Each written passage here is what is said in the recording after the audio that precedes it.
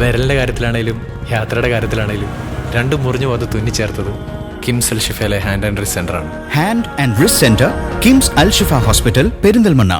പുലിഭീതിയിൽ പെരിന്തൽമണ്ണ മണ്ണാർമല. വനംവകുപ്പ് അധികൃതർ പരിശോധന നടത്തി. പുള്ളിപ്പുലിയുടെ ദൃശ്യങ്ങൾ പുറത്തുവന്നതോടെ നാട്ടുകാരും വാഹനയാത്രക്കാരും ഭീതിയിലാണ്. വർഷങ്ങളായി പുള്ളിപ്പുലി വിഹരിക്കുന്ന പെരിന്തൽമണ്ണ മണ്ണാർമല ഗ്രാമത്തിന് വീണ്ടും ഭീതിയുടെ നാളുകൾ. പുള്ളിപ്പുലിയുടെ ദൃശ്യങ്ങൾ പുറത്തുവന്നതോടെ നാട്ടുകാരും വാഹനയാത്രക്കാരും ഭീതിയിലാണ്.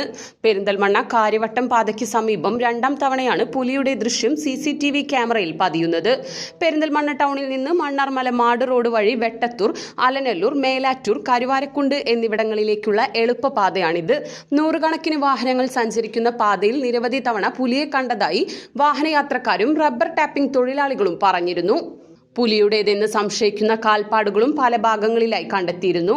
നാട്ടുകാരുടെയും ജനപ്രതിനിധികളുടെയും പ്രതിഷേധത്തെ തുടർന്ന് പലതവണ ഇവിടെ കെണി സ്ഥാപിച്ചിരുന്നെങ്കിലും പുലി വീണില്ല.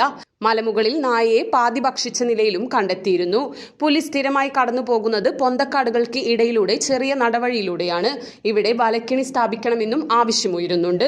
പുലിയെ പിടികൂടി നാടിന്റെ ഭീതി അകറ്റാൻ വനം വകുപ്പ് തയ്യാറാകണമെന്ന് വാർഡ് മെമ്പർ ഹൈദർ തോരപ്പ ആവശ്യപ്പെട്ടു.